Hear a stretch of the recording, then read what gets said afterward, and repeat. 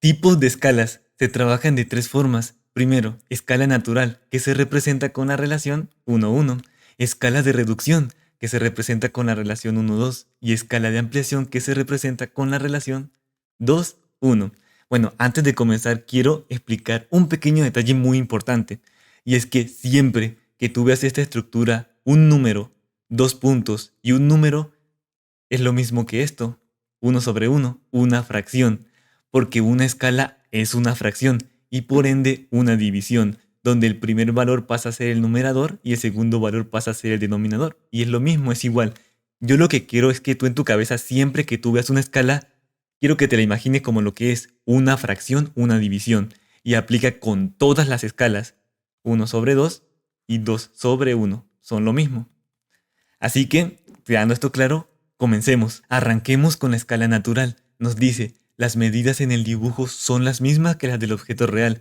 Está representado por la escala 1, 1. Y nos dice lo siguiente, una unidad en el dibujo es igual a una unidad en lo real. Pero, ¿qué es eso de unidad? Bueno, cuando yo digo unidad, nos estamos refiriendo a unidad de medida, que para este caso, en un plano o en una escala, nos referimos a unidad de distancia. Por ejemplo, un centímetro en el dibujo será un centímetro en la realidad, o un metro en el dibujo es igual a un metro en la realidad.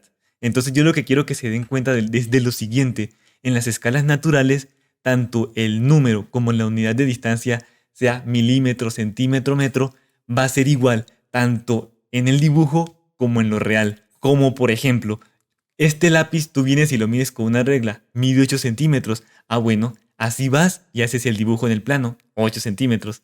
Es como calcar, pero entonces para identificar una escala natural matemáticamente haces lo siguiente, solo debes dividir la escala. 1/1 te da 1.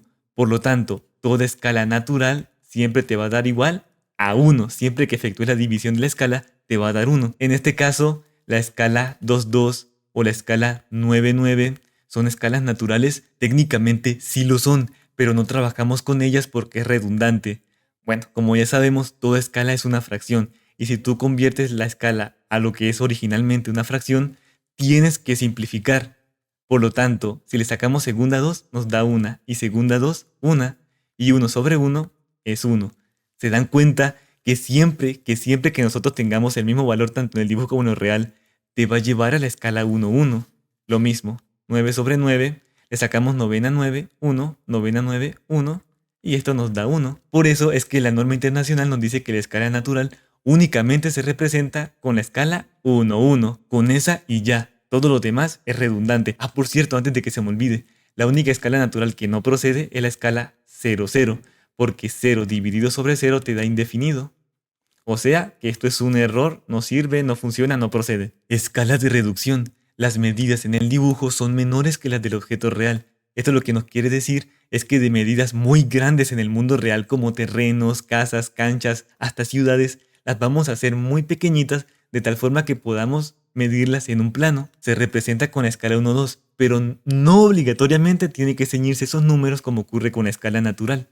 Ya te explico por qué. Entonces esto nos dice que una unidad en el dibujo es igual a 2 unidades en el mundo real.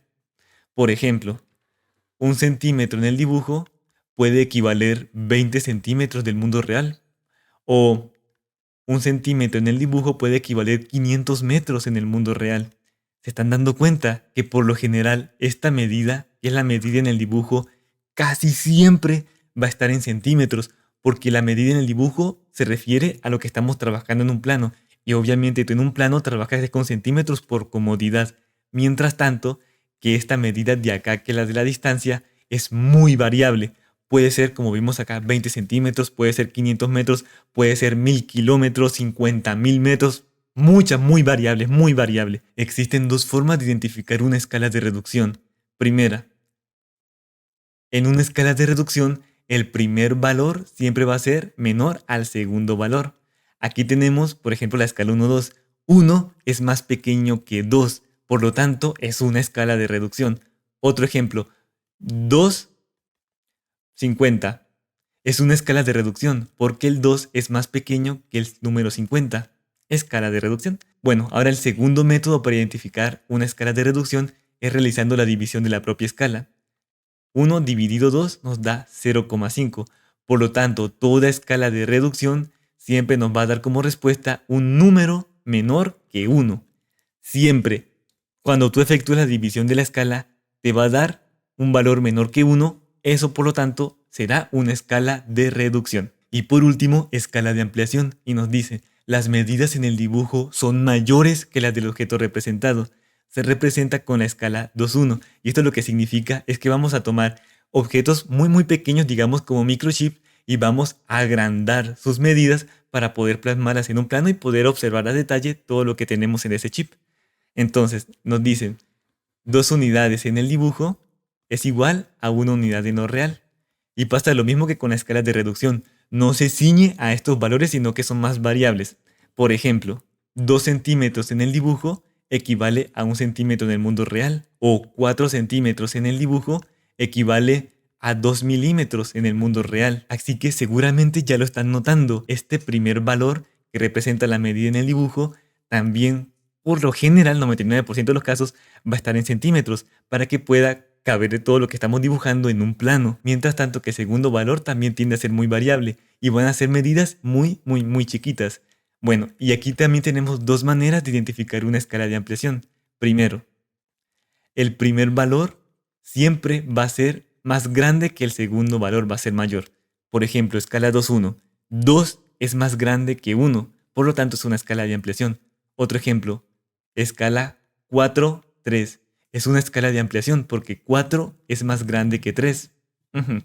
El segundo método de verificar una escala de ampliación es realizando la división.